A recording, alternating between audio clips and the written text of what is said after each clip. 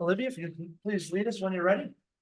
I pledge allegiance to the flag of the United States of America and to the republic for which it stands, one nation, under God, indivisible, with liberty and justice for all.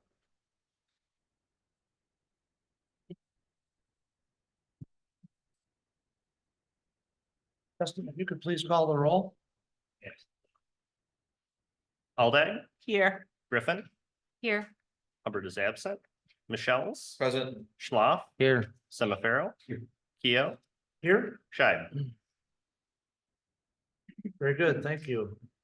Item C of the agenda is approval of the meeting minutes from our city council meeting on August 26, 2024.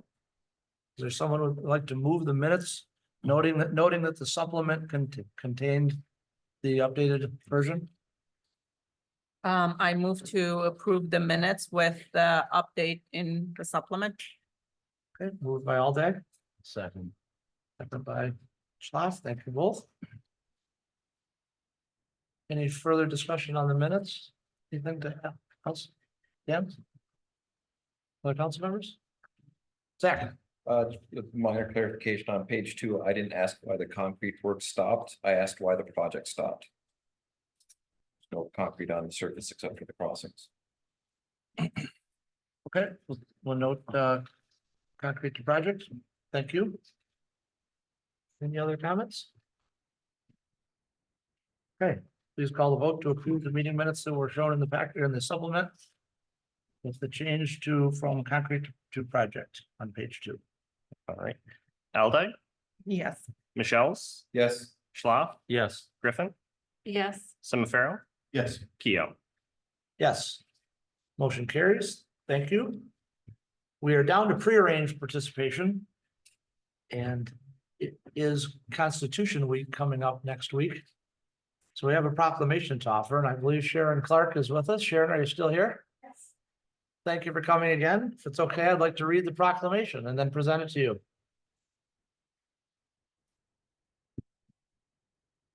City of Dexter Proclamation, September 9, 2024. Whereas September 17th, 2024 marks the 237th anniversary of drafting of the Constitution of the United States of America by the Constitutional Convention. And whereas it is fitting and proper to officially recognize this magnificent document in the anniversary of its creation. And whereas it is fitting and proper to encourage, support, and recognize the patriotic celebrations which will commemorate the occasion. And whereas the Constitution of the United States of America, the guardian of our liberties, embodies the principles of limited government in a republic dedicated to rule by law.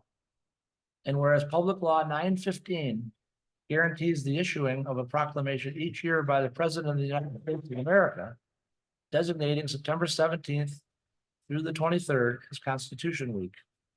Now therefore I, Sean Keo, Mayor of Dexter, Michigan, do hereby proclaim September 17th to the 23rd of 2024 as Constitution Week and urge all citizens to take note of the observance. Sharon, I present you with this proclamation. And you're representing the Daughters of the American Revolution. You're welcome to say a few words if you would like to.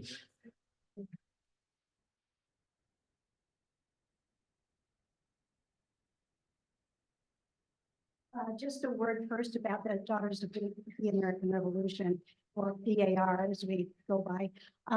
So we are a national, non-political, nonprofit women's service organization. Our mission has 3 goals: for historic preservation, patriotism, and education. The DAR's connection with Constitution Week goes back to 1956. Up until that time, there had been no special recognition nationwide of the signing of the Constitution. So DAR petitioned Congress to name this week as Constitution Week. Congress did pass the resolution, and President Eisenhower signed it into law. It's interesting to note that the U.S. Constitution is the oldest written constitution in continual use in the world today. And it's the basic document of our republic, of course, along with the Declaration of Independence. One reason for the longevity, I think, probably is the difficulty of passing amendments. To pass an amendment to the Constitution, both houses of Congress have to pass it by 2/3 vote. And then the states, 3/4 of the states have to ratify it. So since the passage of the very first amendment, there have only been 27 amendments that have actually passed out of some 10,000 that have been proposed. The Constitution establishes the structure of our federal government with the separation of powers between the legislative, executive, and judicial branches. It also protects the individual liberties of all citizens through written law, particularly in the first 10 amendments, which we know as the Bill of Rights. Some traditional words and phrases describing those individual liberties that we associate with the Constitution are actually not in the Constitution, in the document, or in the Bill of Rights. Some examples: a jury of one's peers. This is not in the Constitution, but it's based on English common law. The Constitution actually states in the Sixth Amendment that in all criminal prosecutions, the accused shall enjoy the right to a speedy and public trial by an impartial jury. Another example is innocent until proven guilty and presumption of innocence. These are also not in the Constitution, but here again, they're based on English common law and are basic principles of criminal law at both the federal and state levels. Another one is separation of church and state. The Constitution actually says in the First Amendment that Congress shall make no law respecting an establishment of religion or prohibiting the free exercise thereof, as providing that separation in practice. The states followed suit over the course of time. So I would encourage all of us to read and study the Constitution and the 27 amendments to have a better understanding of the structure of our government, the relationship between the federal government and the states, and our individual rights and responsibilities. In closing, I'd like to read the preamble to the Constitution, and this appears on the bookmark on the backside, and I invite you to read along with me. We the people of the United States, in order to form a more perfect union, establish justice, ensure domestic tranquility, provide for the common defense, promote the general welfare, and secure the blessings of liberty to ourselves and our posterity, do ordain and establish the Constitution for the United States of America. Thank you very much, Mayor Keough, for the proclamation and for participating in this celebration. You're very welcome. We'll see you next year, Yes. if Can not we have a sooner. picture? If not sooner. We can have a picture. Do we have a camera? Yeah. Thank you. Would you like it with all of council? I would like it if all of council would stand with me.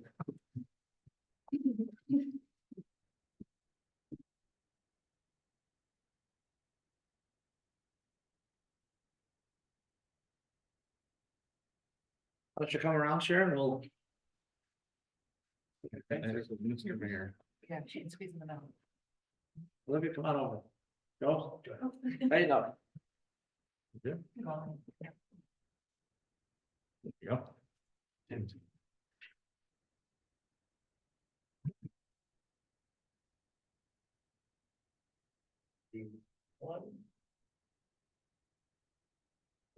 Very good. Thank you. Thank you, Sharon. Thank you, everyone.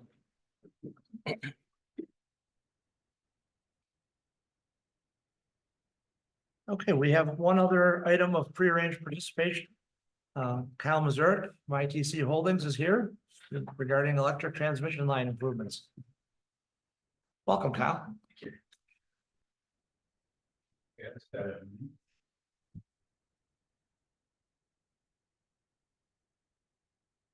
Thanks.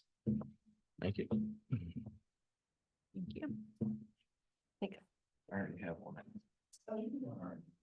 Because I work in Canton. Or Wayne Station.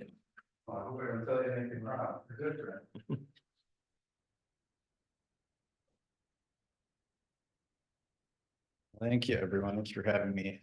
Once again, my name is Kyle Mazurek. I am an area manager of local government community affairs for ITC Holdings.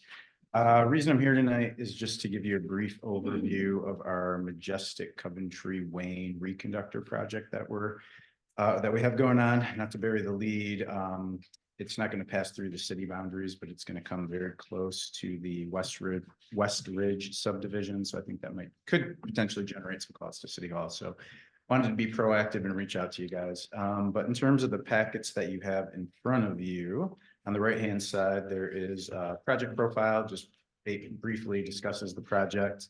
Behind that is a map to give you a sense of the proximity of the existing transmission line to that subdivision. And then on the right-hand side is just a one-page fact sheet in terms of just ITC in Michigan. And behind that is a really nice article.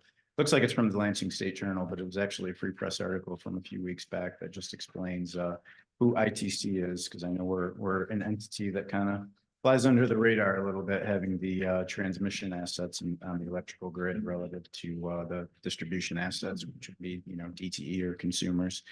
So anyway, in terms of the project, actually kicking off today and then continuing through the end of January, we're going to be reconductoring our existing Majestic Coventry Wayne line. Reconductoring is just a fancy term to say that we're keeping the existing structures, but we will be swapping out the conductor line. So the old line will go, a new line will come in.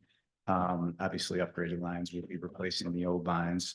But it's actually a 32-mile corridor that we're working on, spans 6 townships. So Dexter, Webster, Northfield, Salem, Superior, Canton. Kicked work off today over in the Canton area, and then the team's going to be working west toward Dexter Township. So again, the work's not actually going to take place in the city, given that the transmission line corridor isn't in the city, but it's going to come very close to that West Ridge subdivision. While we internally look at the project as routine maintenance, what's a little bit unique about it is the bulk of the reconduct work is going to be done via helicopter. So I think there's a number of different ways that they can use the helicopters to do the work, but maybe just in its simplest form, once they de-energize the line, they're actually able to use the helicopter when they, cut a component of the line to spool it up, and then obviously move it away. But then when they're laying the new line, they're able to do a similar method of spooling the line out via the helicopter. So again, fairly routine project. The helicopter aspect's a little unique. Given the proximity to the West Ridge subdivision, I have a sneaking suspicion it could generate some calls to City Hall. So we just wanted to be proactive in reaching out to you guys to let you know that the project's coming down the pike. Like I said, we kicked it off today. Goal is to wrap it up by the end of January. In terms of our crews moving from east to west, getting closer to West Ridge subdivision. We don't think that's going to happen until probably more likely a December, January timeframe. So we've got a few months before those guys are going to be able to work their way over from Canton. So really, that's all that I had in terms of a formal presentation. Just wanted to be able to give you guys a heads up about the project, know that it's coming, know that it might generate some calls. Obviously, I'm here to be a resource. I also included our general customer line business card in the folders. So if you get customers who are just not customers, residents who are just interested in learning more, you're welcome to direct them to that line. My colleague Kim staffs that, so calls will be answered, so will emails. But yeah, that's all I have. If you have any questions, happy to answer them as best I can. I appreciate you making us aware of this. Zach and then Jamie. How many days would you anticipate weather dependent the helicopter crew is going to be in this area? Yeah, I was trying to pin down our project manager on that. At this point, really all he was willing to say to me on a township by township basis, he wouldn't anticipate that we're going to be in any given township for more than 2 to 3 weeks. So I would think if we're out in front of the West Ridge subdivision, for instance, I can't imagine we're gonna be, floating around there for more than a week or so. Have you found a location for landing zone for the helicopter in this area? I don't, they have been working on landing zone areas. Yeah, so it shouldn't be a surprise to anybody. They shouldn't be out of the blue just landing on someone's property. They've been reaching out to individual landowners just to see if they could work with them, come to terms, so to speak, on having landing areas. So yeah, that's part of the due diligence that they were doing. I just don't necessarily know where in the Dexter area that might be. All right, I'm all good, thanks. Jimmy.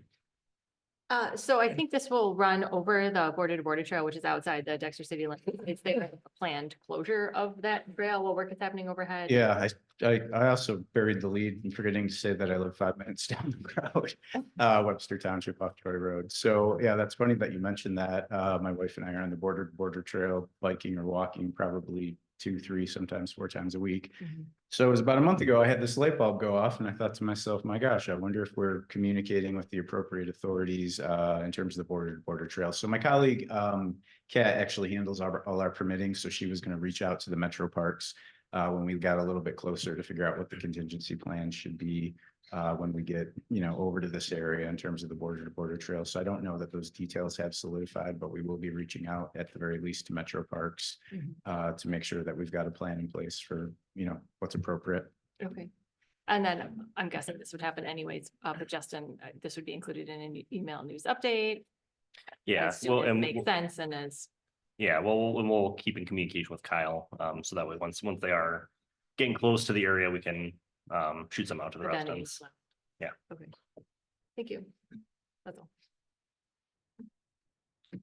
Joe, Olivia, Dan? No? Thank you. Thank you very much, sir. Thank you, guys. Appreciate your time. You're welcome. Okay, we're down to non-arranged participation. Welcome. Please state your name and address for the record. Yes, Good to see you. Ron Miller at 7654 Forest Street. Appreciate having the time just to address one item that is being discussed at the meeting this evening. Under new business, the consideration for sending a letter out to the residents of Dexter regarding the charter amendment. And I just wanted to remind council that resources cannot be used to either show disfavor or support of the charter amendment. And so I would just caution council in your discussion that any communications you have with the public are very clear, expressing not to express either support of or show against the charter amendment. And that's really all I want to say. I'm interested to hear what the discussion is going to be. So thank you. Thank you for coming. Is there anyone else in the audience who would like to speak this evening? Let me ask online. I see we have a couple folks. Is there anyone online that would like to speak under non-arranged? Please use the raise hand feature if you wish to speak. Yeah, I'm assuming Mike's here just to observe what's on the consent agenda, but okay, so one item of non-arranged. We will move on to item F. Are there any conflicts of interest to declare? Seeing none declared, we will move to the approval of the agenda. Move we approve the agenda.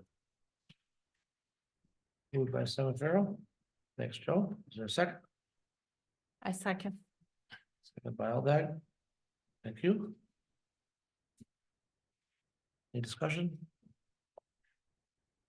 All those in favor of approving the agenda signify by saying aye, please. Yeah. Oh, what's that? Oh, yeah, roll call. Yeah, that's fine. Michelle's, Yes. Griffin, Yes. Aldag, Yes. Schlaf, Yes. Semifarrow, Yes. Keo. Yes. Thank you, Dustin. Sure. We have no public hearings this evening. We do have our upcoming meeting list in the packet under communications. Justin, I will need some help from you attending the Watts policy meeting. On Wednesday, next week. Zach, The Western Washtenaw Regional Advisory Group, the rebranded CapDart, has settled on the second Wednesday for its meetings at the Chelsea building. So our next meeting is Wednesday, and we're gonna have some folks from Watts out to talk to us about transportation. What's the rebranded name again? WWRAG, Western Washtenaw Regional Advisory Group. Thank you. It's not as bad as Kaka. And Zach, you said second Wednesday at Chelsea City Hall. At 7, yes. That's up. Okay. Most of the hands on the meeting. Okay, we'll move down to reports. Our first report tonight is from our Public Services Superintendent. Tim, how are you? Good. How was the council tonight? Good. Beautiful day here in the city. Yeah, it was nice. I agree. So you guys got my 2-week report. If there's any questions, I can take them now. I have a few things afterwards too. Zach, I'm gonna ask until I hear something. Has OHM talked to our signal fellow yet? Yeah, Zach, I'm waiting right now to get the bucket truck. It's supposed to be back tomorrow, and we will get those change the time limit tomorrow, hopefully. Thank you. Thank you. Yep.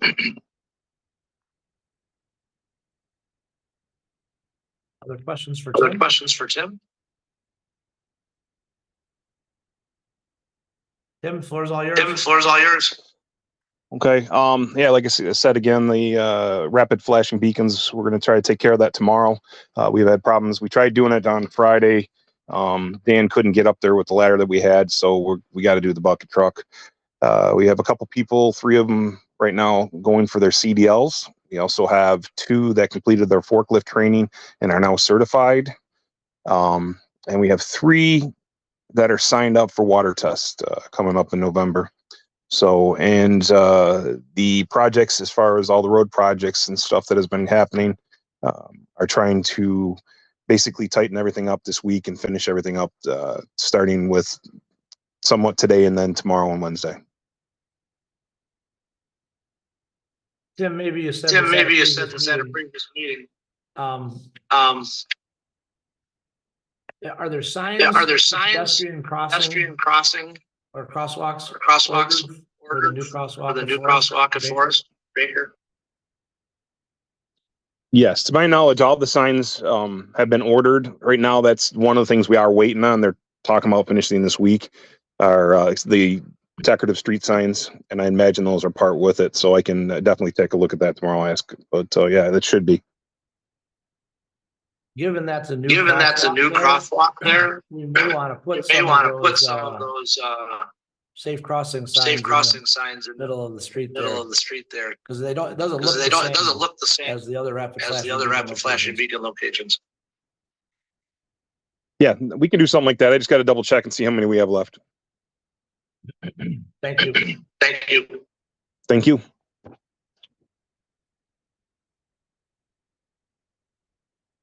Oh, Tim, if a resident has a tree that they'd like trimmed, who should they contact? They can call either City Hall, or they can call the DPW. Sometimes we're not always there at the DPW, but if they want to call City Hall, they can get a work order made up. Right now, we're feeling a couple that we have to trim up, and this winter we're gonna hit it. Like I said, and we talked about it before. A lot of stuff between the contract we have with Berman and the DPW doing stuff in house. We're hoping to get a good chunk done. Thank you. Thank you. He's got his radio turned up. Okay, next up is our Community Development Manager, Michelle. Good evening, council. How's everyone this evening? Good. You? Excellent. I'm fine. Thank you. You have your report in front of you. You have my report in front of you. If you let me know what questions or clarifications you might need before I go into some verbal updates. Jamie. Yeah, I was just hoping for an elaboration on the email you sent on Thursday regarding the master plan housing and community character survey, which you were maybe already planning on providing.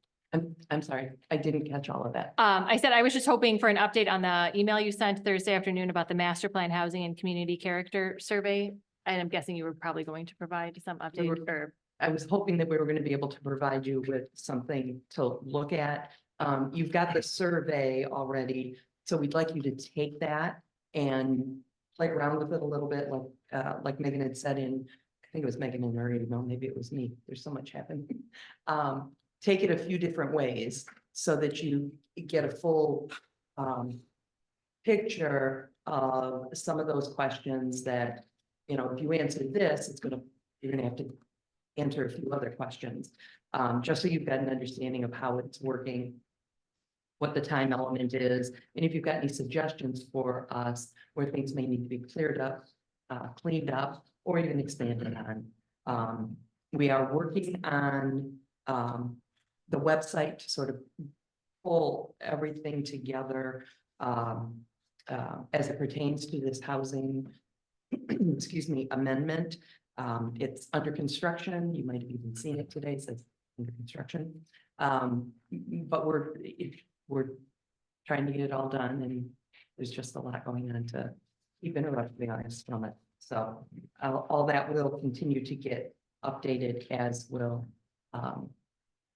council and planning commission and the other boards and commissions. I just have can you explain a little bit more how the survey was generated, if it was adapted or adopted from some other source, or if it was uniquely designed just for this It was purpose? uniquely designed to the best of my knowledge, using Carlisle Wortman put it together. We reviewed it with them, gave our feedback on ways to make it clearer, keep it focused, not something to be all over the board on, but also to keep it concise and with a reasonable time period for taking it. Please feel free to reach out to, I believe Megan, her email is in the survey. If you've got any questions regarding its format, how she came up with it, those kinds of things, she's happy to answer those. And then I guess last question, has the city or together with Carlisle Wortman, or Carlisle Wortman on their own, have they identified sort of research questions that are hoped to be answered by the survey? So in my experience, it's really beneficial to figure out what question you're trying to have answered. And even before we administer the survey, figure out how the survey responses and any analysis thereof would help answer those questions to ensure that you're actually asking the questions that will help you answer the research question you have. I would have to follow up with Megan on her MO, for lack of a better term, my understanding for what you're asking, as to what's the basic question. From the input that staff has provided, what we're trying to find out from respondents are, what are your basic needs? Are they satisfied now if you're living in the city? If they're not, can you articulate? This is a housing readiness grant, and any amendments are predicated on furthering housing and housing options in the city. So from my point of view, the fundamental question is, if you live in the city, are your needs being met now in the short term as well as in the long term? If not, what are those things, what are those elements, if you will, that we need to know about? Okay, thank you. And I'm sorry, one more. What is the timeline anticipated goal of rolling this out, or that you want feedback by, or when you would want? We're this trying revealed? to roll it out within the next month. Thank you. Has anybody looked at the survey or clicked on the link? I didn't do that yet. I just have right now, Oh, right now? So look,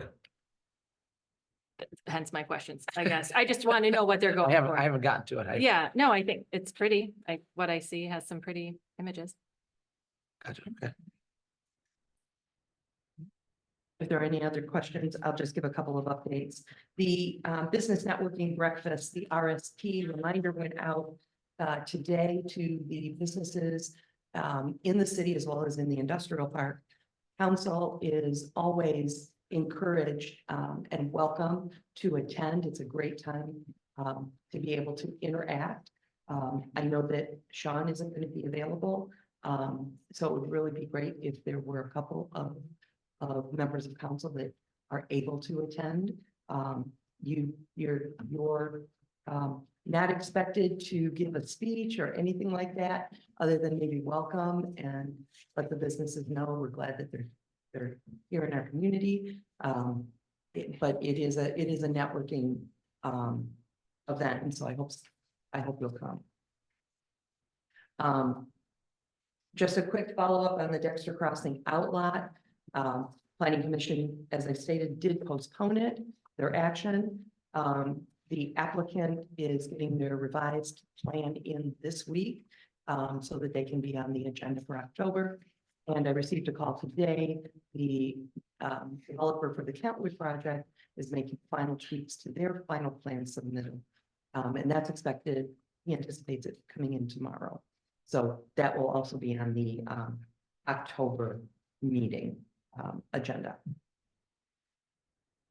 For the, Oh, yeah, go ahead, sorry. for the, Ziggy's coffin. Mhm. So at first, when I looked at the very first, for the first time, the layout that I saw was the proposed site. It was sort of wasn't rectangular. It had like a trapezoidal almost going out to the corner. Right. But I see on the link that you have in your report that they do show a proposed site that doesn't include going out toward the corner at all. Right. Carnegie is making that second outlet smaller, Okay. which may give them more space for a first outlet, or maybe there'll be another outlet that's smaller for some small development. And so was there very much discussion? What was the feedback as far as that went? I mean, I know in the report you said that planning said go back and finish up the things that were on there, but did they give them any more? It's less- mostly cleanup of the site plan. Mhm. For the most part, they meet the ordinance. Their two biggest things are where they set the right-of-way line. They were thinking, they called it an easement, thinking that from the center line to where they proposed the line was an easement for the road right-of-way. And it's what it is it's an easement for Washtenaw County for that use of the right-of-way for county purposes. In talking with them, I explained, the city's gonna be looking for you to vacate from the center line to about 1 foot off the sidewalk as the right-of-way. And in doing so, that changed their property line and it changed where the setbacks were. So it actually helped them with their layout. It just didn't help them for their build out, a percentage of build out. So they're working on that. But the bigger issue is, and it's one that I'm looking forward to seeing how they're going to fix it, is the loading and unloading. It's not so much give a space or don't give a space. There's some real logistics to it. This has a drive-through aisle coming in on one side of the site and leaving. There isn't any other room for a semi truck to load or unload. If you think of even the smallest drive-through establishment, there's got to be a place where supplies get dropped off, et cetera. And right now that has been completely, there's complete oversight on that. There's nothing there to show. There are doors facing Dexter and Harbor Road that kind of looks like a garage door. But that's just the architectural difference between the two man doors where the loading and unloading would come in, and the material change that is around it. It's a metal panel. So it kind of looks like a big garage door. But that's on the side that faces the road. How are you managing that loading and unloading from a truck that you don't even know where it's at right now. So that, in my opinion, is the bigger issue. Um, um, Planning Commission obviously wanted that taken care of, and then little things like better landscaping, more creative. Other than that, it's all in all, it's not a bad proposal. It's just the little details. The, so you're gonna add in some parking spots also? Parking for, It looks like there's parking along the adjacent to Dexter and Arbor Road. They're adding like 6 or 7 spaces or something there. not the Dexter and Arbor Road, there's parking. Right, they're on the inside, Inside, like that yes. way. But no additional parking because that site's already been, there's already more than enough parking. Right, exactly. Well, but it looks like they're adding parking spots. Oh, there. yeah, there Yeah. are a few parking spaces. Mhm. So if somebody doesn't want to go through the line, they've ordered ahead. Mhm. They don't want to go through the line, they they park, they go in, they get their drink. Or they don't want to wait in the line and they want to go to the walk-up window. So are they supposed to have an indoor area there that people walk in? Nope. It's strictly supposed to be like a Drive through drive. and walk up, right? Thank you. Yep. Are they gonna sell anything other than coffee? Pastries and things that go with coffee. Okay. Oh. Thank you. My question is, are they going to be gluten-free? There you go. That's all I've got. I'm not sure if any other I questions. have one quick question. Zach, I'll let Zach go first. You'd mentioned, and I didn't see it in here, my apologies if it isn't here, that the Pelham Group have been able to find the extra 2 feet for their maneuvering lane inside the buildings. So they list on their final site plan 20-foot stalls on both sides Mhm. and a 21.5-foot drive aisle. Well, parking spaces only have to be 18 feet. So if you take the 2 feet off each, you've got more than enough space. Okay, thank you for providing that clarity. Has Dexter Senior Center received site plan approval for the improvements outside of their building unit? They have not proposed any improvements outside their building unit. They're grading, they're landscaping, they're putting sidewalks Within their unit, outside of their unit. The sidewalk up the access drive is not in their unit. The trees they're planting are not in the unit. The grading isn't entirely contained. they have, so BTS or BST Investments, who's the manager of the condo association, signed off on that application. So those are improvements to the general area that are required as part of that larger development. Okay, my recollection is when we approved it, we said it was the area limited to their unit. We didn't say the other stuff if there's, but my memory may be bad. They're not doing the patio beyond their lot. Yeah, but landscaping is part of the site plan. So Right. if you look at, other than the wellness center, even the building that used to be the pharmacy, other than the landscaping that's right up against the building, that landscaping is part of the general Dexter Town Center. All right, I have seen these past couple Sundays, folks were on top of the roof there. Are they able to do work on Sundays? The hours of construction are Monday through Saturday, 7 a.m. to 7 to 7 7. p.m. basically. If they're doing work on Sundays, they're doing it without approval of the city manager as the ordinance requires. I have not gotten any complaints from anyone. All right. Dexter Flats, one of the general concepts of an extension is that the applicant has worked in good faith and haven't been able to pull the project to fruition. And my understanding is, and I'm asking this now because it's a consent agenda where we're not supposed to talk about it. From my reading, the reason for the delay is the financing side with Mishta. Is that fair? Yeah, that's very fair. Mishta, they went after missing middle money that was identified as still being available in our region. And you can look on the Mishta website, they're still showing that from October of 2023. according to the sources at Mishta, all of the money has been allocated. All of the missing middle money has been allocated throughout the state.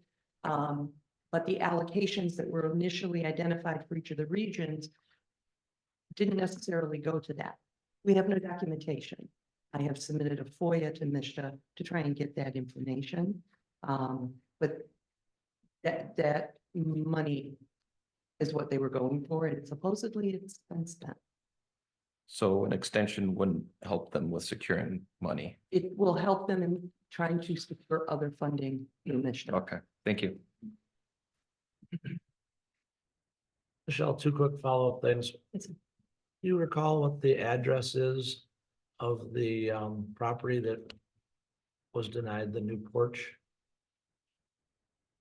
It's on Dover Street. It's on Dover? They weren't denied the porch.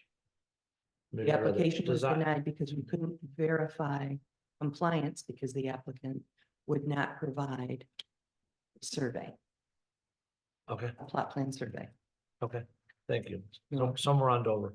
Hmm? Somewhere on Dover. It's on Dover, yes. Okay, Wasn't me, I got a survey. okay, excellent. Yes, that's, And then on the code enforcement in the industrial park, where did we do decibel readings? we did decibel readings in a number of locations. So if you're looking top down, at the water tower property, the corner closest to Dextac, which would be the southwest corner, the southeast corner of the water tower property, the northeast corner of the water tower property, and then spots in between those at the gate to the water tower property facing Dextac. And then there were on the top of the berm on Cage Spaces property, on two residential properties. There were 4 readings on a residential property on Preston and 2 or 3 on a residential property on Coventry Circle. And how many sets of readings did we do? I don't know the number. I can tell you they were done over the course of more than a week. Between the hours of 8 AM and 8:30 PM. And then on, it was a Friday, Saturday, and a Sunday night. They were done by the county sheriff between the hours of 10 PM and 7 AM. Okay. Okay, thanks. I just hadn't heard any details on that. Thanks a lot. Are there any other questions for Michelle? Thank you for your good report. Thank you. Does anybody have anything to add under J3 for any of those? We could probably update the Chelsea area planning team, Dexter area regional team to WWRAG. Does that make sense? On here? And I will Or at least say, put it in parentheses or something, so we know they're the same. yeah, so part of the reason the rebranding is there's been a conscious attempt to try to get the other folks on the western side of Washtenaw County to participate. Right. Hence and that's why the meeting date changed. So we're trying to get inclusive of the folks in Sharon, Manchester, and Okay. Freedom, that area. Okay. No problem. Maybe we just put it in parentheses. I'm sure we have it on our organizational matters as this or about, just so we know what it's tied to. Okay, I think we're down to J5 city manager report. Justin? Sure. So some of you might have noticed that we got a new drop box out front. That was installed today by the DPW. We do need to get a couple of additional vinyl decals for it to identify that folks can put utility bills and tax payments in there as well. So that should be done soon. Was there one there already? And this is a different one, or this is the first one? A Dropbox. So we replaced the one that was there. And how long had that one been there? Well, we had it when we were over at So the it was- old city okay. office. Yeah. So we transported that one here. That one has had some issues, so we Upgraded. upgraded. Got it. Thank you. I met with another person today, and so we're now up to 4 crossing guards for our 2 locations. We've added crossing guard to Meadowview and Dexter Ann Arbor, and we're still holding strong on Baker Road. I have a question, just to follow up on that. Yeah. Have you received any feedback with the no transportation zone change this year that crossing guards are needed in any additional location? I know it's still early in the school year. Yeah, not any additional locations. I do know that the crossing guard who staffed the Meadowview and Dexter and Arbor Road location said that a few people stopped her and wanted to thank her for being there. Mhm. I know there's nobody on Dan Hoey, Mhm. and I don't know how many people are coming from that direction. Yeah, so by putting somebody at Dexter and Arbor and Meadowview, you capture Huron Farms and everybody on the east side or like north side of the city. But that does leave Walkabout Creek and Dexter Crossing kind of Mhm. on their own, but there are rapid flashing beacons on along Dexter Mhm. Dan Hoy. And I know we've talked about the timing of those, and the timing on Baker, where there is a crossing guard, is the Mhm. timing that's so long, like 50 Mhm. seconds or something like that, Mhm. which they've received feedback. They like it that length. Maybe we keep it that length during the school year. But when I timed the one on Dan Hoy Road, it was maybe 12 seconds or 11 seconds. It was very quick. So I guess if we're trying to maintain consistency in the argument that longer is better and helpful, and given that there's no crossing guard on Dan Hoey, I Mhm. guess I would be curious to know if the people who do that thing would suggest or recommend that we increase the duration of the timing on that Dan Hoey one. Do we have two on Dan Hoey? Yeah, I'm talking about but- the one closest to the shop, and that's the one I measured. Yeah, although we as discussed earlier, we are rolling the Baker Road rapid flashing beacon back in timing. And do you know what we're rolling it back to? I think we're looking at 35 seconds. Okay, so still this one in Dan Hoey would be at least half that. Yeah, Um, although the distance curb to curb Right. is. So maybe it is still gonna be means that. less. Anyway, I just know when I walk across it, it's done just about as I finish. Mhm. And if we're not talking about like a horde of children, I mean, it would be done before they cross. Anyways, just, I know they've made a change in the district and parents have expressed concern about children crossing and the lack of crossing guards, and I know that's their responsibility, so. Yeah. Yeah, and part of the issue has been getting people wanting to be crossing guards. I mean, that's one of the reasons that the schools were Plus, I think so it's busing. so eager to give it up. Right. Yeah. I do have an interview with a recording secretary, so potentially by the next meeting, we'll have another recording secretary. I also, Jamie, have been reviewing documents and looking for the TCOs for Baker Road.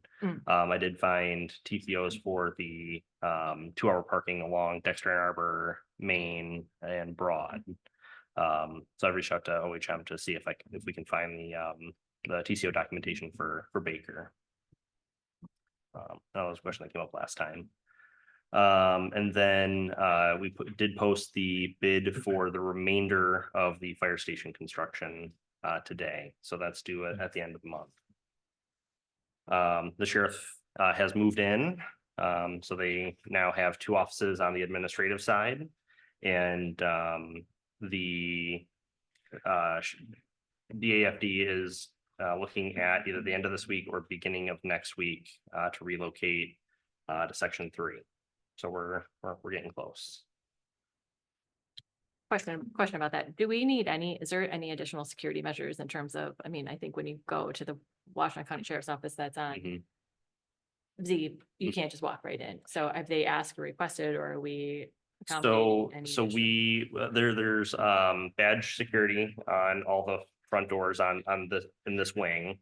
And then there's a second layer of badge entry to get up to the second floor. Okay, And then their doors are locked that our staff doesn't have access to. so members of the public are able to get into the front entrance over here. Correct, without having access to the sheriff's offices on the second floor.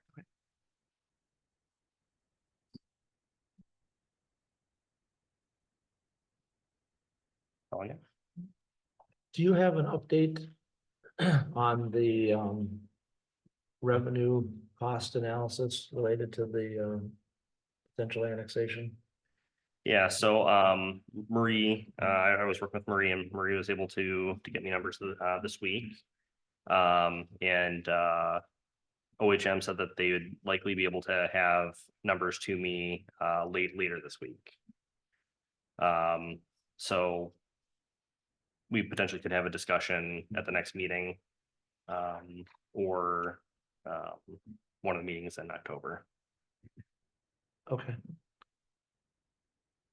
I don't want to do that in a workshop. So we can dig into it a little bit. Mhm. Okay, I'll check in with you then as that comes in. Okay, thank you. Zach, I think I may have heard you say that the fire department is going to take possession of that before we get a chance to sign the contract on the 23rd. Did I hear that? The sheriff's office is planning their move, Fire. or sorry, fire. Correct. Okay.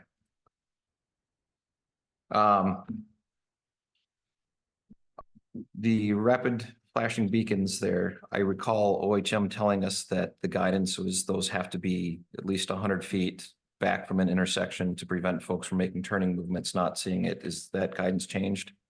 The rapid flashing beacons? Yes. I think that from what I recall, their preference is for mid-block crossings. I don't recall specific distances. All right. The holiday hustle in the consent agenda does not have any check marks for insurance. Have they presented that to us since the application? We do have their insurance. All right, I'm done. any other questions for Justin? Okay, Justin, thanks for your good work on things. Last Thursday, I had a chance to tour section 3, as Justin calls it, with Josh and Justin. If you haven't walked out and at least taken a look at the temporary structure for the fire engine, it's pretty sturdy, pretty impressive. Some definite areas for doing chin-ups on those bars. Pretty big structure. I'm sure either one of them would give you a tour if you asked for it, but it was neat to see the progress coming, and it's great to get through the stage, so. Good work on that. I don't have much more to add. Does anybody have any questions for me on anything? Okay. Are there any council member reports under J7? So no. I don't have a full report, just that in the Arts and Culture Committee, we had another resignation on last week. I noticed that the consent agenda for appointment to ZBA included the other vacancies. And I'm sure that was put together before the resignation, so just wanted to bring that up, that now we have 2 spots for that. Thank you. Anyone else? Okay, we'll move over to page 3 of the agenda, where the consent agenda has 6 items. Is there a council member that would like to make the motion to approve the 6 items? Joe, thank you. I move we approve the consent agenda, item 1, bills and payrolls in the amount of $720,000. $720,037.16. The RF events road closure permit request for the Holiday Hustle 5K and half marathon on December 7th, 2024. Zoning Board of Appeals appointments. Setting of Halloween trick or treat hours for October 31st, 2024 from 5 to 7:30 p.m.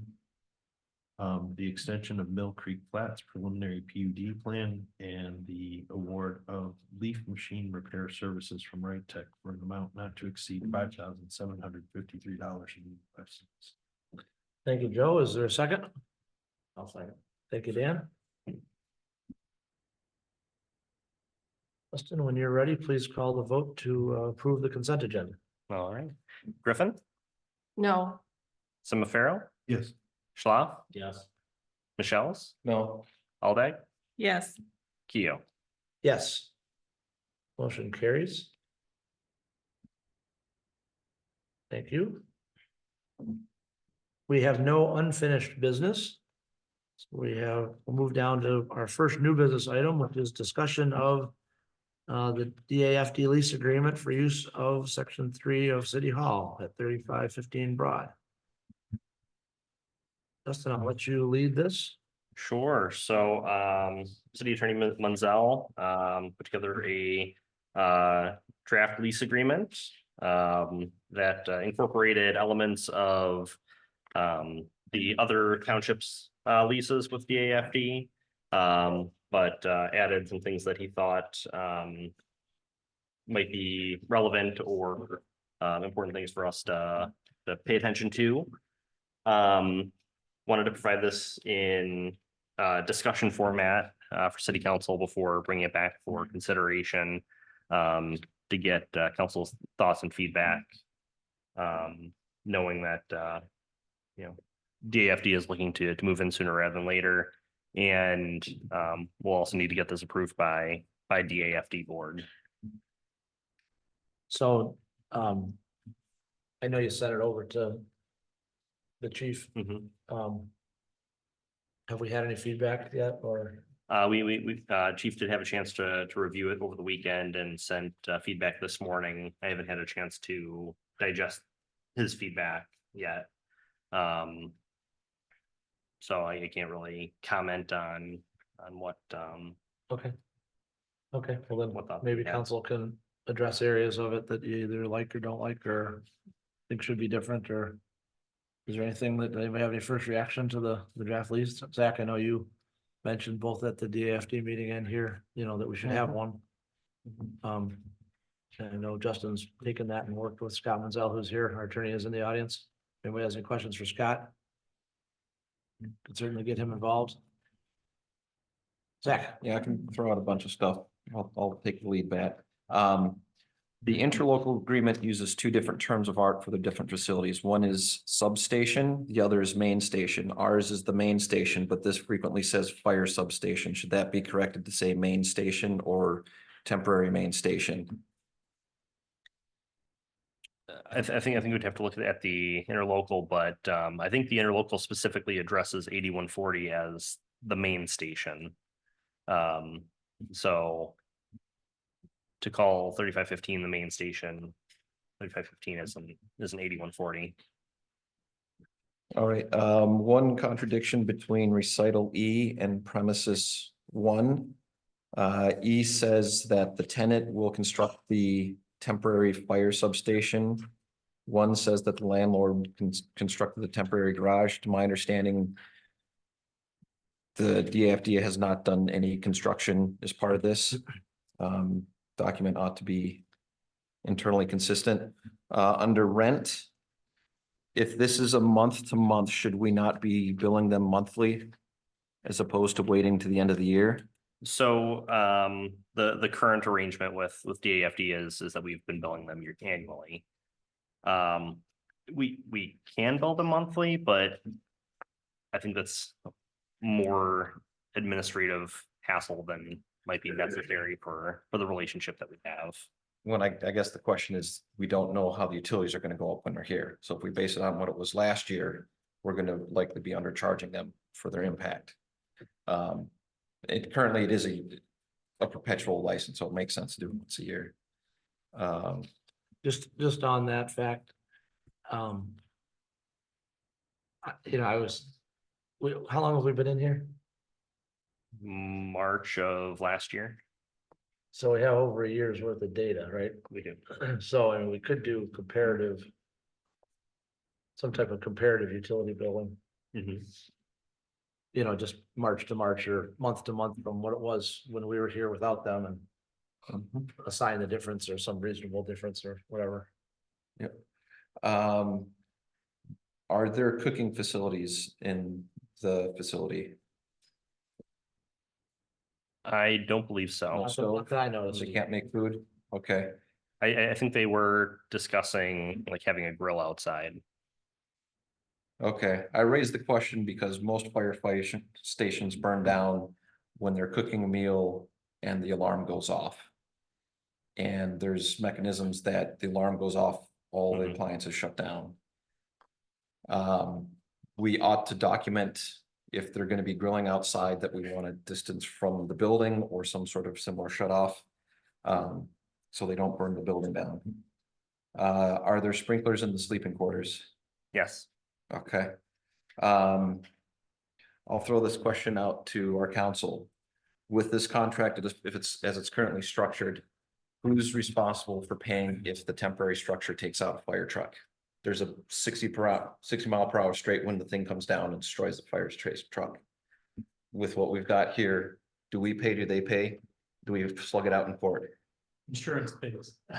There's gonna be a deductible somewhere. So the temporary structure, if it falls down, Mhm. I don't, I mean, off the top of my head, I'd have to look at it, but I would think that the city would be responsible because we're building that, it's your structure. So it would be similar to, you know, if there was some other, insurance or, you know, event in the building, it would likely be the landlord's responsibility. Okay. I have a question. If the landlord doesn't have any liability for the contents of the building, that's the renter's responsibility to ensure their own contents. That concept is in here. They're required to have insurance for their personal property. I would just suspect though that if the building collapsed, there will be some claim on, you know, the city's insurance policy, no matter what. It's given the way the world works. But we can check into that. But you're right, but that provision is in here already for damage to their property. They've got insurance to cover that. Right, I mean, it's no different than if a tornado came through and hit the existing fire station and crushed trucks inside the garage. It's the same thing. It just, it may be a smaller weather event that would be needed in order for it to happen. So I don't know why that would be any different. Well, I raised the question as a member of the DAFD board is that there is more risk putting it in a temporary structure than a cast concrete building. And so there's that reasonableness of if you put it in a concrete brick building, there's less risk. That's all. It's, if there's any doubt, it's better to spell it in a contract so that it's clear path. I recall when we went through our due diligence on this site that we did find some off-gassing, I forget what it was, TSC or something like that. Yeah, so some similar, but it wasn't close to this building, it was close to the barn. Okay, that's not listed under environmental issues. Is that something we have to say that it was found on the site, but it's not in the vicinity where people are going to be sleeping? What I put in this is that the city is not making any representations regarding the environmental condition of the property. Because I'm the city attorney, so, you know, I drafted this. It does follow the existing leases that are with Webster Township and Dexter Township. In a few instances, there were things that I revised to what I felt would be appropriate protection for the city. And I mean, also just, I mean, just for the sake of peace of mind, we did do interior vapor testing through ASTI and it was found to be clean. Correct. That to me feels like something that ought to be documented that as we're coming into this, we found the stuff, we did remediation, it's not here. That's just me though. On environmental stuff, will they be able to do decontamination at this facility? There is a shower, but it's No within the building. But they, no equipment, they don't have the capacity to decontaminate. Ought we to say here, you shall not decontaminate apparatus at this facility? We can add that. Do they do that at 8140? Yeah, Yes, Where does it, how do they do that? With water? in the building. It would Where have does that go? Just into the storm sewer? No, no. it better not. sanitary. Okay, same. They would have to use one of the other substances. See. There are a number of potential hazardous substances that they may bring onto the site besides the ones listed in there. If they've been at a hazardous site, hazardous hazmat cleanup. And they park the truck out, stuff can come down, there's carcinogens on there, so I think the things that they have to clean up ought to be expanded under environmental issues, paragraph 8. Um. Are we going to, so those not familiar with the interlocal, the basic gist is the main station is where the administrative headquarters are. Other than that, it's kind of vague of what that entails. Are we gonna require that they staff this with firefighters? We're spending an awful lot of money to put this stuff through here. They could say it's not logistically feasible for us to have to go somewhere else, clean stuff and come here. We're gonna be here in the day and the staff is gonna be here in the office. Do I throw that out to council? Do we want to say you shall keep firefighters here? So I didn't see it in here. Under utilities, I believe that's the chief's plan, just so you know. but it's not written. Yeah, understood. They don't have to with this. Under utilities, it contradicts the other part earlier on where it says the tenant pays all charges for utilities as part of the rent. We had that weird thing that whatever we're gonna sort out.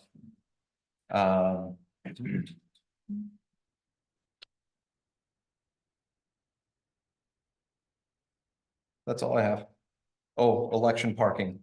Are we gonna have them limit the number of spaces they use during the election time? Yeah, it's something that we'll have to work out with them. Leading up to the election. Other comments, Jamie? Yeah, so noting that, the term of this lease is unknown. That's correct, right? Yeah, it's The monthly. precise It's monthly. duration of the term of the lease is not known. Right. Is this at all considered then a perpetual lease? Well, no, because it ends when they move into a new building. There's also several provisions where parties can terminate the lease, so it's not perpetual. Okay. And then we have in our charter, section 1305, the restriction on powers to sell or release property.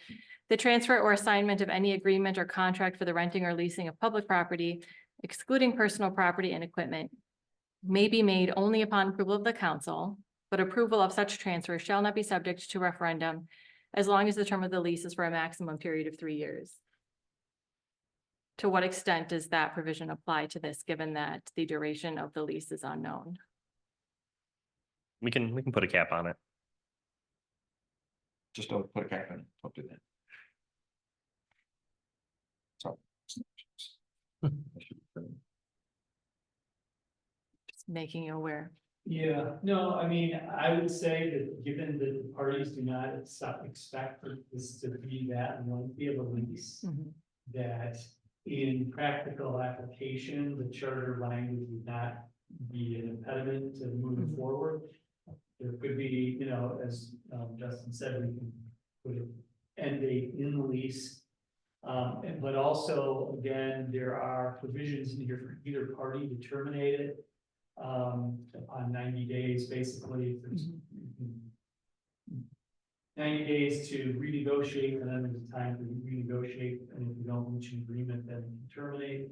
So if there was some concern about that, then you can pull the trigger on keeping it less than 3 years.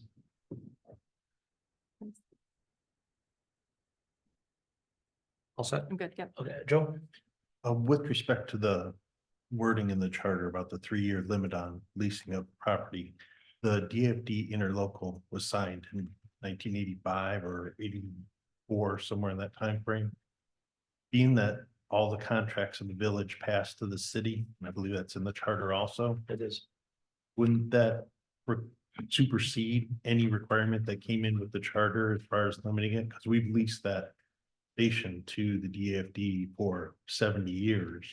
And it's never been a term lease of any amount of time, as far as I know. I don't recall renegotiating the lease ever. I think the way I would answer that is to the extent that there was an existing lease that was a long-term lease like that. Basically, the existing lease is perpetual, as long as they're in there.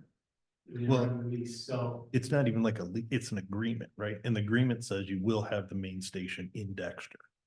there actually is a separate lease. Well, I understand. okay, Yeah. but, yeah, but I mean, I guess what I would say is that the charter amendment coming later would not affect, rights that people have already under existing documents. So I don't think that that provision would apply to the current lease.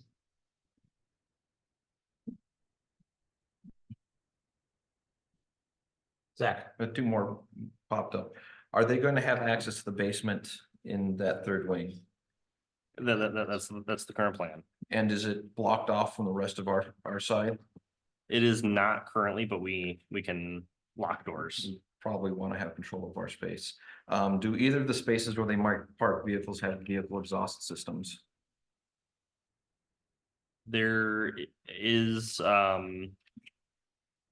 Giant hopefully I- stick up and, I'd have to look. I'm not sure about the temporary structure. okay, we may Yeah, want to yeah. document that also.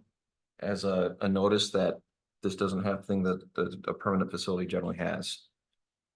Sorry, what was that? It probably ought to be documented because they're taking possession of a facility that doesn't have apparatus that normally is in a fire station. So it affects things like warming up the trucks. right, So they're gonna have to change their operations. They can't just leave it parked. They're gonna have to pull it out and warm the thing up.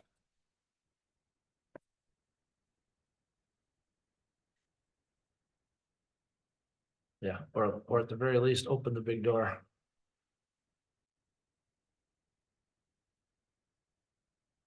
Other thoughts on it? Oh, sorry, Jamie, yep. Yeah, I just wanted to, I guess, answer a question that Zach threw out to everybody here regarding whether or not we want language that requires firefighters to remain on site.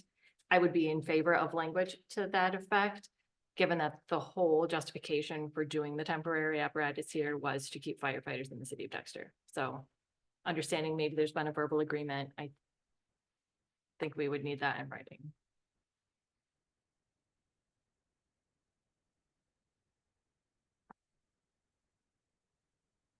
So my only guidance on this is that I think we need to remember that we're all part of one government serving the same citizens, and we want this thing, well, we want a lease and we want something that establishes a structure. I don't want to have to go back and forth on this over one item or the other. I mean, it might take a little bit of flexibility here because I'm sure the DFD board is going to want common language to the other leases that they've signed. I don't believe any of those leases mandate staffing. That's left through our board and through our chief to best serve the community as he feels the staffing needs to be applied in order to stay there. I've not heard the chief indicate that he's going to change the protocol. The goal is to have 2 people here still. So, I just don't want to see us get into a back and forth on this. We need to be efficient in this. I'm okay with the idea that we're gonna have one. I think it fits both parties to have one, but let's just remember we're all on the same side here. Zach? The slightly contradictory vision is that we're here to protect the citizens of Dexter. This facility is much different in nature than the other. They can make food from a fridge on an oven at the other facilities. They can wash off the equipment. They can decontaminate. They can't do those things here. If we're not going to get the benefit of having them here, why have we spent the $500,000 plus standing this facility up? They're gonna be here. We're gonna get the benefit of that. And we don't know that there isn't a cooking mechanism. I agree, your other comments are valid, but you were also wearing your DFD hat a few minutes back. So I mean, we gotta look out for everything. I'm just saying that I don't think it behooves any of us to go back and forth on this over weeks of deliberation. And I'm gonna say that at the DFD meeting next Thursday also. I mean, we need to get something in place, but this isn't we're not gonna stop the service just because we don't have a lease.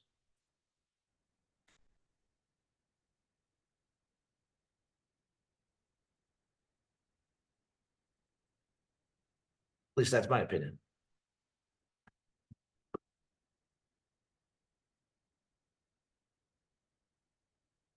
I would like to see draft language regarding a requirement that firefighters are on site. And I guess when it comes time to review it, that can be something that people move to retain or remove from the lease. Yeah, I'm just saying it might not pass the DFD board. So, I mean, we can scream about it all we want. But it takes two to, I know, I'm just saying, you understand where I'm going. That was the whole reason we did this. though. I know, and nobody's saying they aren't gonna put people here. I mean, it doesn't say A lot of that, times people say things and then do something else. right, right, Jamie, that's not fair, because I mean, we don't, our current lease doesn't mandate that. Well, when our current lease was written, though, that was the only facility. I'm just saying, Right. I think you're worrying about something that's not a worry. Other comments on the lease? Is there anything else you wanted to cover? No. Scott, anything you wanted to ask? No, we'll try and, incorporate comments and get something back quickly. Okay, Chief, I see you're online. Anything you want to say? Sorry, I was unmuting. There are some other comments that I brought up that I sent to Justin that I don't know if you want to review now or review, at another time, but there were some inconsistencies and some requirements of the lease that will be difficult, if not impossible, for us to adhere to the way it's currently written. You mean like you can't make any noise? Yeah, like we can't be a nuisance or considered a nuisance. At one point it says we're responsible for removing, keeping snow and ice and dirt out, completely clear, and some things like that just aren't consistent with our operation and the way we've operated to date at any of our other stations or at 8140. I'm also concerned about the parking lot condition. It says that we'll be charged for any damage when we move out. I expect that driving a heavy truck in the same location back and forth for a year and a half or so and parking it in one location on asphalt is likely to leave some grooves and things that, again, we can't guarantee won't leave some lasting impressions there. I don't remember. I don't have it pulled up in front of me because my computer just closed. But there were a few others, some of which you have already been discussed tonight. Okay. Thank you for attending the meeting and listening in. I mean, it is your intent to staff this 100% of the time, correct? I mean, I guess it's my intent to staff it.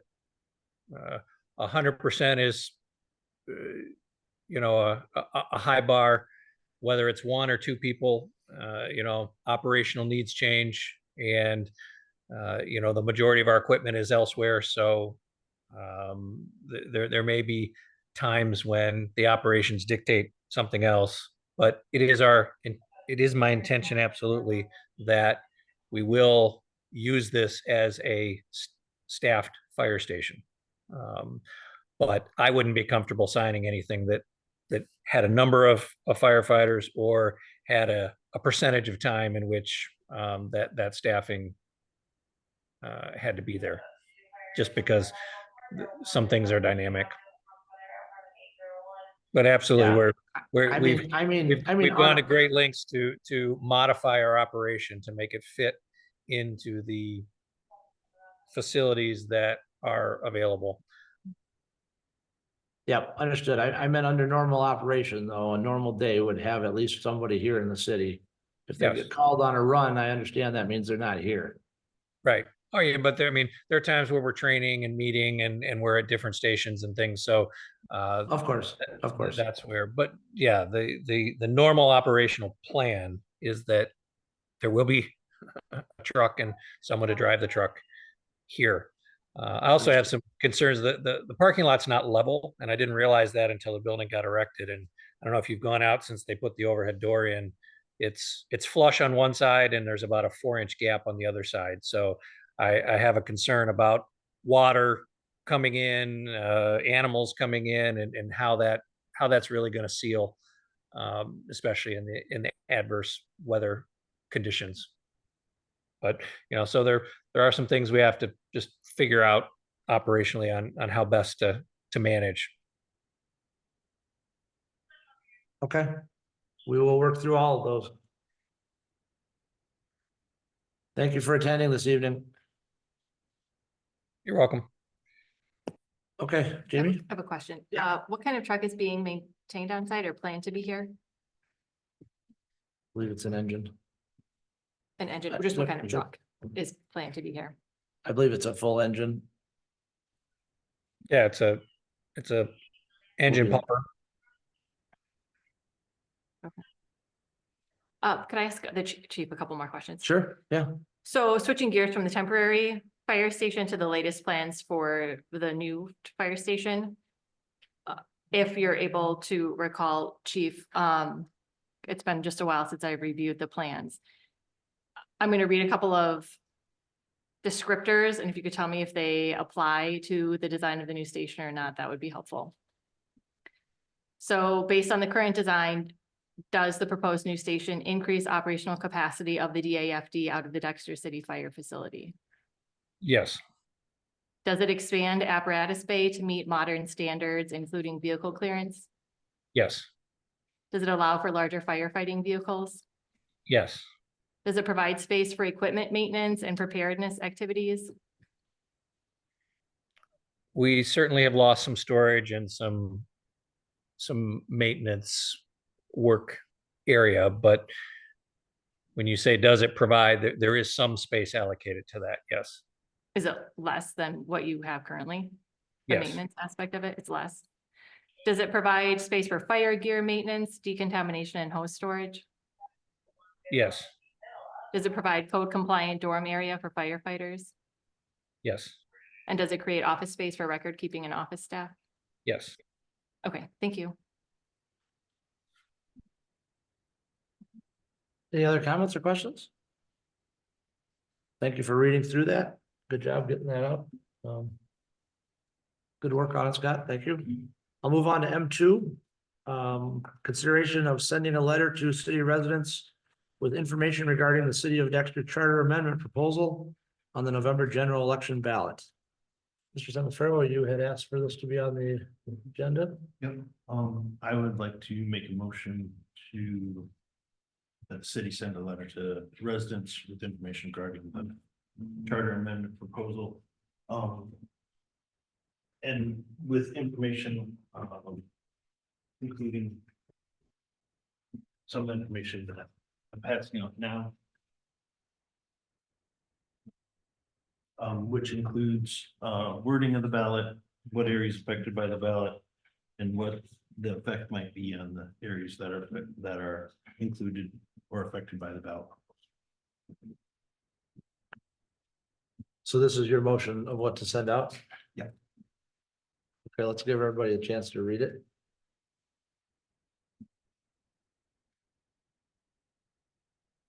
So is there a motion on the table? There's been a motion made. I'm gonna let people read it before, somebody, you can, if somebody wants a second it for the purpose of discussion, or, as they say, that's fine, but I assume everybody wants to read it before they would second it, so.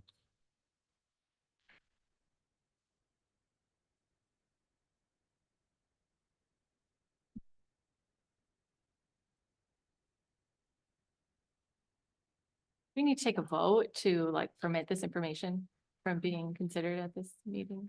I think it's great when we hand out last minute information. It's part of the motion, so, I mean. That's what it is. Motion includes the wording that's in the letter. I'd be open to additions with other information. I guess I was referring to council rules, which talks about consideration of information submitted past the deadline. Understand, it's not information submitted, it's part of the motion. I mean, so he could have come with nothing and made a motion, right, or had a prepared read. I mean, instead he just passed it out.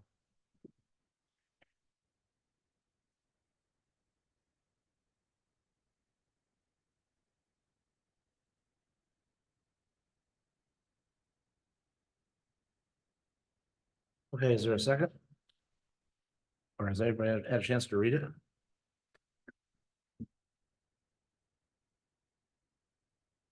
Because I move postponement of considering the information that we just received until at least the next meeting. Okay.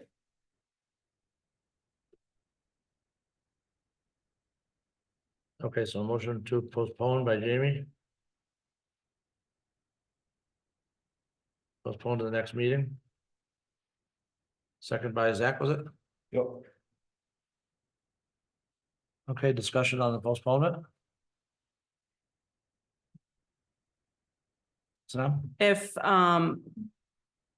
we want to discuss this to be added to or being sent out due to the fact that the absentee ballots will go out probably before the next meeting. I'm not in support of postponing it. I think we can take a minute to read it and go from there.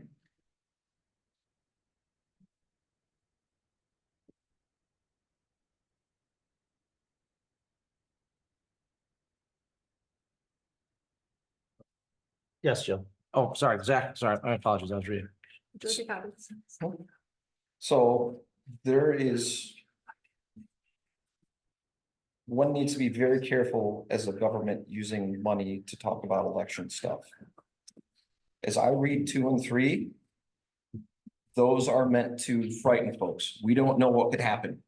It could be all this, it could be all this.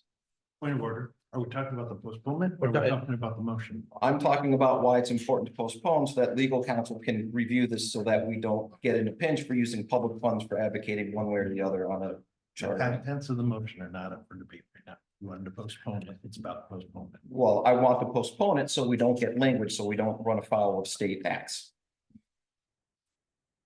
Keep going, Zach. Floor is yours. That's it.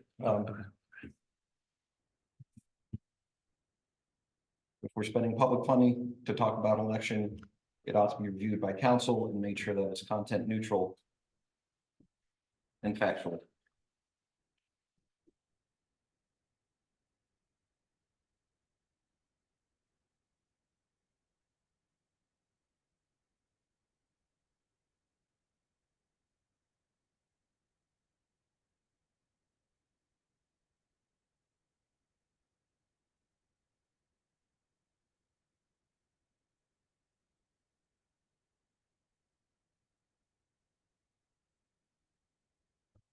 Yes, Joe.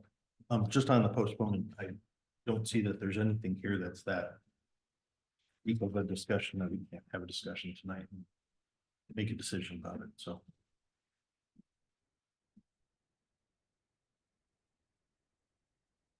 Okay, I agree.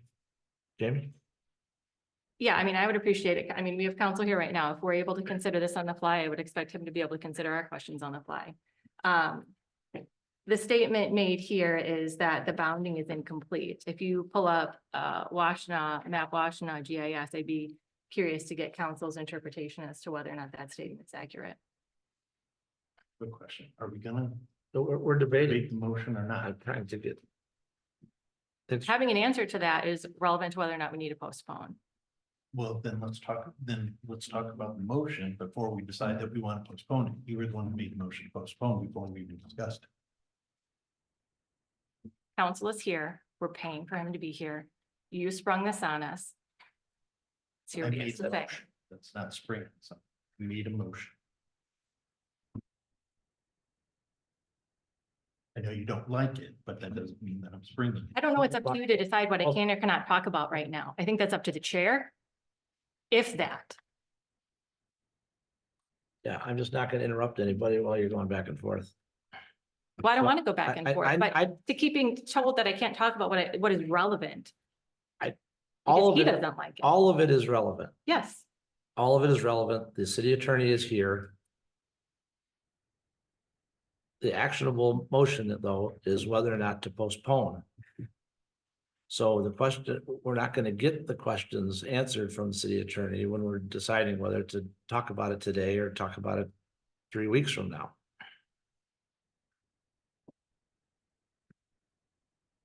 That's why I was saying, if we got somebody to second the original motion, we could have talked about it a little bit, engage the city attorney.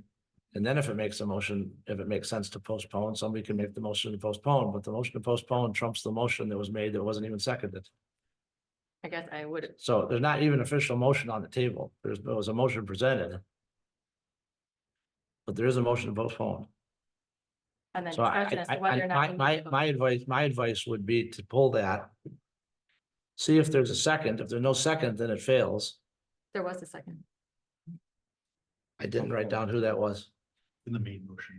There wasn't a second for the main motion. There was a second on the motion to postpone. Correct, that's what I'm saying. So my suggestion is pull that for now. I'm not going to do that.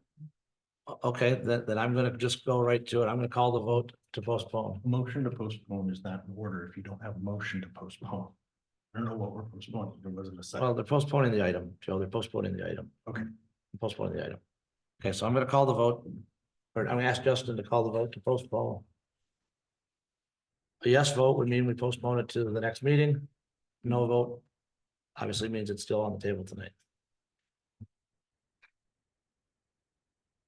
Semi-Pharaoh, No. Michelle's, Yes. Schlaf, No. Alday, No. Griffin, Yes, Keo. No. Okay. So Joe, you've made this motion. Well, made a motion to send a letter. to Make a city motion to president. send a letter, but this letter, this is the suggested letter that you'd like to send. Well, including that information. Yeah, including that information. Okay. I second. Okay, second by all day. Okay, now we have Scott here available. Scott, do you have a copy of this? I do. Okay. Justin, do you have one? I do. Okay, Joe? So there's three parts to this information that I passed out. One is the wording of the ballot. I don't think, I hope there isn't a discussion or debate about restating the information so that people have it when they're looking at the topic. I don't know that maybe there is a reason, but I don't know. For the second part, the way the ballot, so the last time we had a charter amendment, it was written in a way that ended up having unintended consequences for us. And we couldn't dispose of anything unless we had a vote, unless it was put to a vote. We're in the same situation now. We have a description that says city-owned land bounded by Alpine Street, Main Street, Mill Creek, and the railroad. And those lines, those features don't close, they're open. So extending those to the edges of the city, that means that everything south of the railroad is covered by this ballot language. That means the streets, that means the alleys, that means the water tower, that means all the right of ways, the pumping stations, the well fields, all. Zach? If you look at the boundaries of the actual street right of ways, the Alpine right of way intersects with the railroad property, so it does close. It would then include the library, right? But the library is not city-owned land, What about the right of way itself? bounded by the right of way. It doesn't, the petition language does not say the right of way of Alpine to the right of way of the railroad. It says Alpine Street to Main Street to Mill Creek to the railroad. Yeah, it's bounded by. The right of way is what defines those things. No. Petition says Alpine Street, Main Street, Mill Creek, and the railroad. So you're, It does not say right of way. These things are very specific. They're very legal. When you write out boundaries, you know that when you write out boundaries, they have to close. You have to get back to the point where you started. If it had said in here, Alpine Street to Main Street to Mill Creek to the railroad and across the southern boundary of the library property, it would close back to the Alpine Street in between the railroad, but it doesn't. It's open. so you're saying that Alpine Street does not include its right of way boundaries? I'm saying that the petition language says Alpine Street, Main Street. So you're assuming In the railroad. that it's where the people drive. The ballot language is supposed to be clear to a person signing the petition, and it is explicit as to what it is showing. And what this is showing, a regular person is not gonna say, oh, I'm sure that this means the right of way that extends 33 feet to either side of the center line of Alpine Street. This says, and this was taken to people, and people signed it and understood that it was to go from Alpine Street to Main Street to Mill Creek to the railroad. Now, you cannot say that Alpine Street touches the railroad. It doesn't. It physically doesn't. But it legally does. The right of way does. It does not say the right of way. It We have our says- attorney here. I'd like to hear from him. Scott, do you have an opinion on this? I have a couple thoughts. Can't say I have an opinion. Okay. So I'm just looking at the map that's on this. Is what Councilmember Michelle, are what you saying is that the right of way of Alpine Street continues to the northeast until it hits the railroad right of way? Yes, and the map showing the boundaries of the parcels on the right of way and the railroad could have been substituted for this. Okay, because I've just seen this. So Staff could perhaps pull up map Washtenaw. I guess what I would say about that is that, and this is just, just looking at this right now without doing any further thought or, research, but practically speaking, where this is gonna come up in a dispute would be in front of a judge in Washington County Circuit Court. My guess on what a judge would do would be to look at some of this stuff, some of the maps. The judge is going to try to make a practical decision. And I would guess that they would interpret the way it's written to either be limited to the Alpine Street right of way with the railroad intersection, or potentially due to a drafting error, which a judge might say that the common people of, regular citizens of Dexter understood was that it would end at the end of Alpine and go north of the railroad. Because I don't think that a judge would take the position that this language then curves all the way around the city of Dexter. I'm not saying an opinion one way or another on what I think legally would happen here. I'm just saying, practically speaking, I don't think a judge would think that the people that voted for this intended that it apply to every parcel within the city of Dexter. That's the way I think a judge would apply it. Now, that doesn't mean there could be with some more thought and, study of this, there might be more persuasive arguments on one side or the other. That's just the way my experience in dealing with some of the judges and, how they practically try to solve problems. So that said, I'm not sure. There's two other things I guess I want to say, just to put them out there.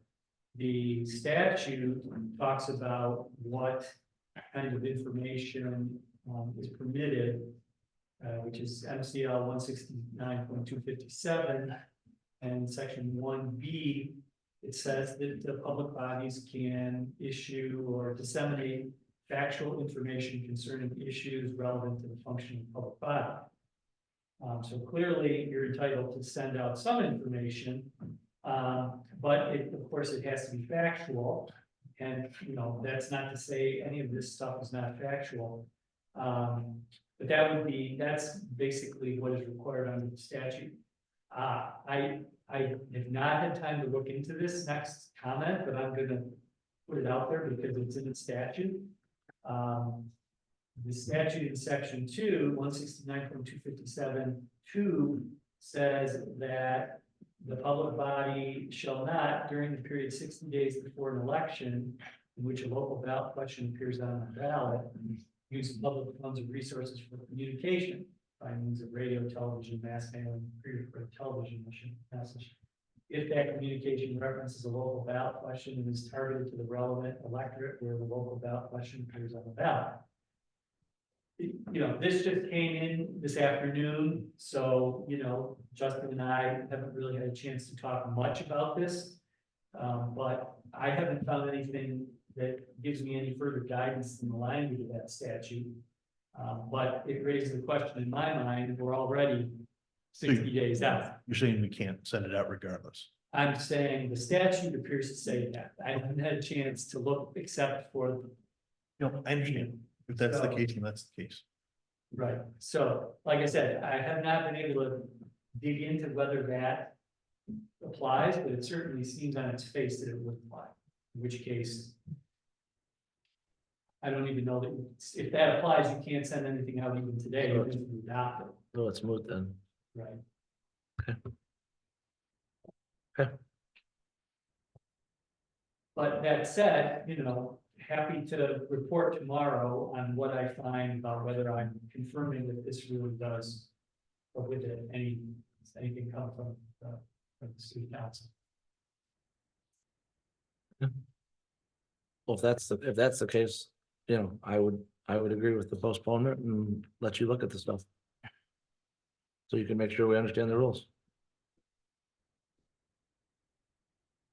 Jamie, Yeah, so in fall of 22, we sent in our citywide newsletter information regarding the public safety millage. I am willing to bet that was within 60 days of the election, just as a learning opportunity, I guess. It's maybe not Yeah. a point that we were aware of at that point. And There have been some changes to the state act. okay. I'd be happy to move to postpone, but if other people have comments on what we're currently talking about, I'm fine with you to make that. yes, so, I mean, just not overly technical, but I guess I would ask whether that's the Fifth Street right away or the Alpine Street right away. I don't know what the plat of Dexter would show, and when we vacated, I believe that used to go across the railroad in the plat, but maybe it didn't. By the wastewater plant, Mm-hmm.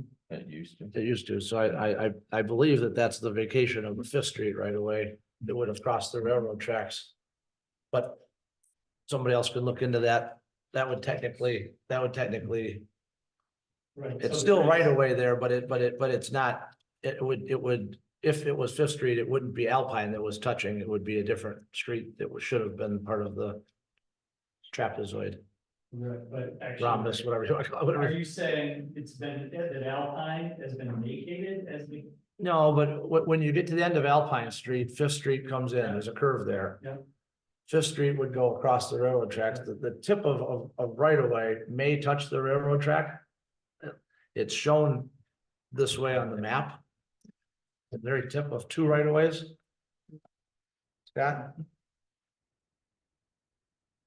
But the question would be, if this street went through and Alpine came up to it, the predominant street would be Fifth Street, which is my guess, went across the way to Huron.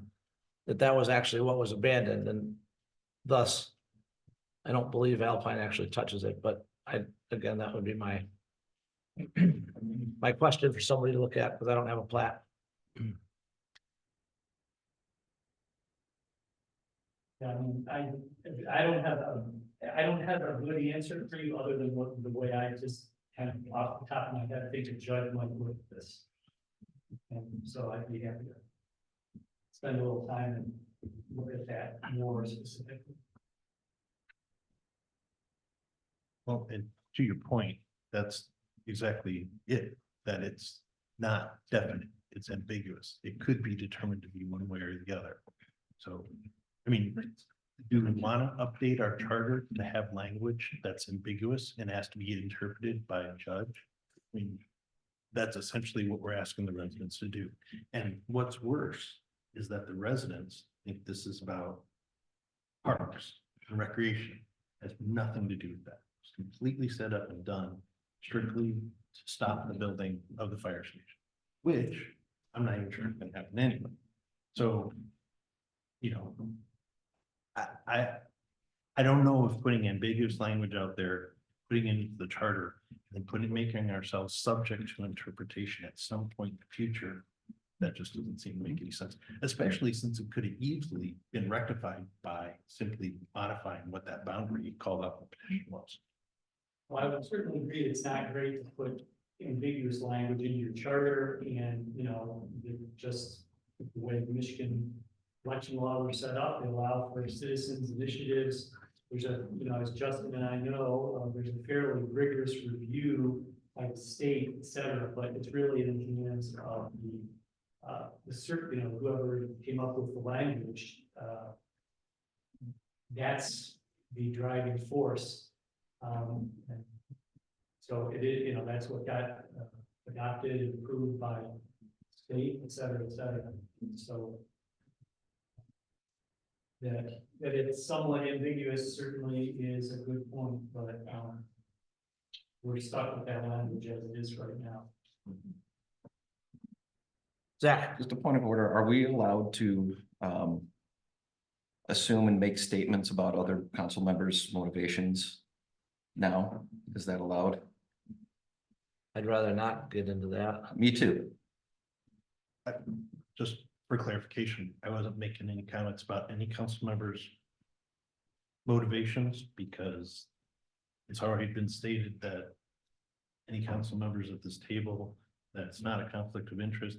If the petition is the result of and comes from and led or helped by members of council, they shouldn't be having a discussion at the table because it's a conflict. I'm assuming that they're not. So no, I'm not questioning council. Use question. So are there- council members Griffin's like or dislike? Look, let's stick to the technical merits of the motion and the information presented. I mean, I think it's worth, as much as I don't know if that second clause that you read sounds to me like you can't put anything out there anyway in the point of moot, but it would be nice to know if it actually closes. I'd be interested to know. Somebody who could research whether that was Fifth Street that was abandoned across the railroad tracks. Not abandoned, vacated. I mean, I think we have utilities. I know it was. I'm pretty sure it was, but I drove it. but that would at least validate your comment that it doesn't close. Whether or not a judge would interpret it as close enough, I don't know if I've met that judge or not.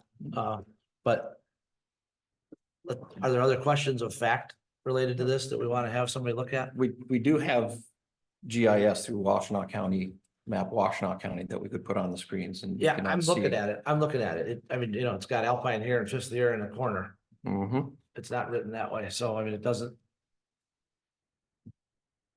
show the old, what was there. It was vacated, doesn't exist anymore, right? If the road to Higgins Lake Right, is but if- vacated, I but- can't drive on it. But for example, Dover's right of way ends at Dexter Ann Arbor Road. Would you agree? On the north Well, side? that's a T. Right? Yeah, That's well, not a this 90. was a T. This was a T, which my point is that intersection was Fifth Street, not Alpine. And if it were there, then that would be a valid question, but it's not there. It's still there. Right of way is still there. Mm-hmm. It looks like it's a parcel to me. Well, the right of way in the corner is still there. My supposition is that the Alpine Street ends at Fifth Street. Again, I don't know how it was platted, but if Fifth Street went through, then Alpine ended at Fifth Street. If Fifth Street went through across the railroad, Alpine ended at Fifth Street. Just like Dover, which I know you're familiar with, ends at Dexter Ann Arbor Road. Right at the north part of the sidewalk. So anyway, technical question, minor. I think there's enough to postpone this. Would someone like to make the motion to postpone? I'll move to postpone. Okay, So our meeting on for the next meeting? to the 23rd. Yes. I mean, it may all be moot if we can't submit anything in 60 days, but at least we'll learn about the questions that are going to be volleyed around. I second. Okay, so motion by Griffin, second by Aldag to postpone until the 23rd. To allow staff time to answer some of those questions. Any further discussion on the postponement? Joe? So if we postpone to the 23rd. We potentially have so we either have to direct staff. So. If we can send out. Information. Depending on what staff finds out. By the 23rd, it will already been, I think I asked you about this and you said the ballots can go out as early as 45 days before the election, which is the 22nd, 23rd. That's the, it has to go out before then, it has to go out before the 45 days. Has to go out before then. Well, then it's a moot point regardless if we postpone. You postpone, it's essentially killed. Regardless. It doesn't matter what Scott finds out. It's essentially- Well, we'll learn for the next one anyway.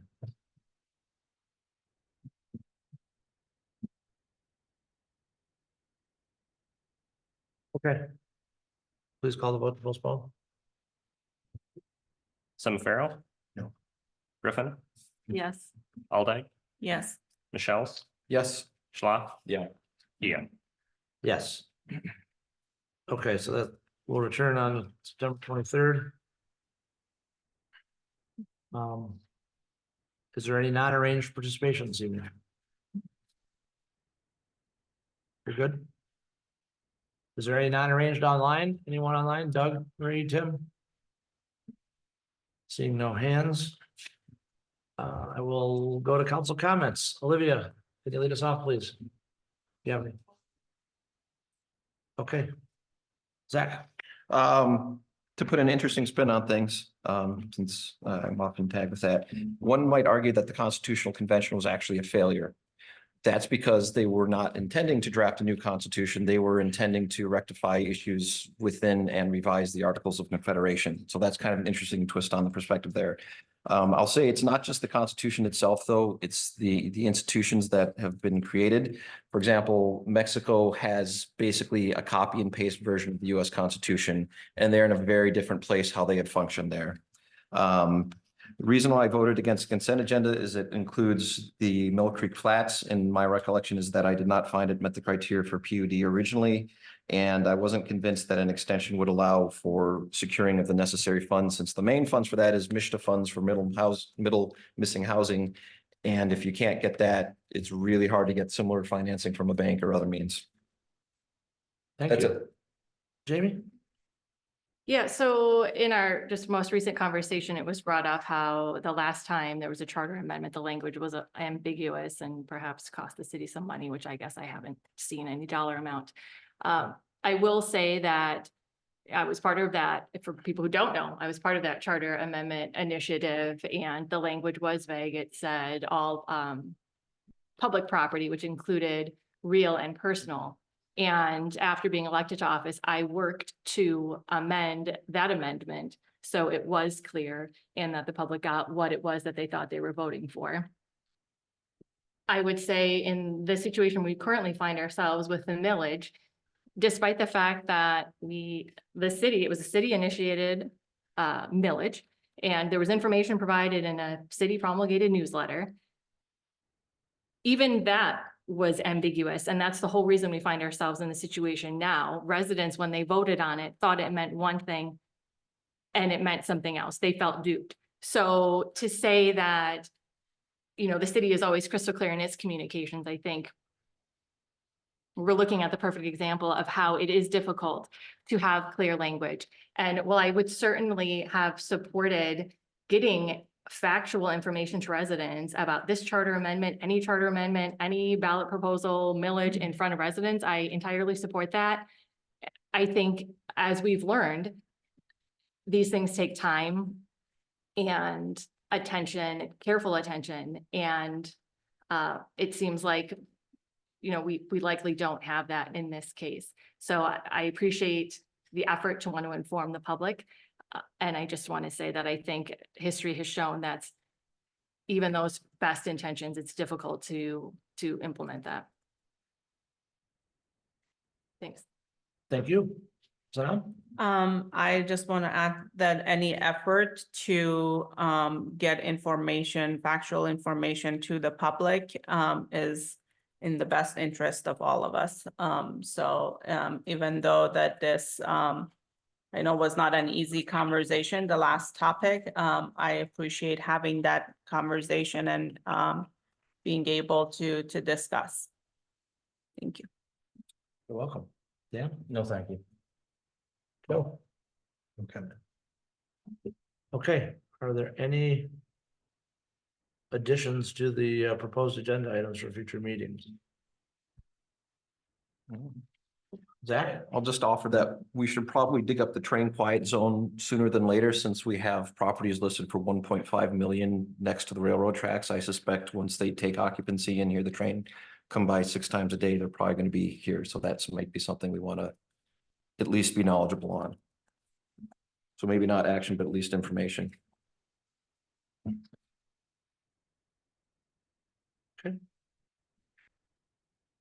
Seeing none, I'll seek a motion for adjournment at 8:55. Someone like to move? Moved by Alday. I'll say. Second by Schlaf. Thanks, Dan. All those in favor of adjourning, signify by saying aye, please. Aye. Those opposed? Have a good couple weeks, everybody. Good night. Good night. Thanks, Tim. Thanks, Marie.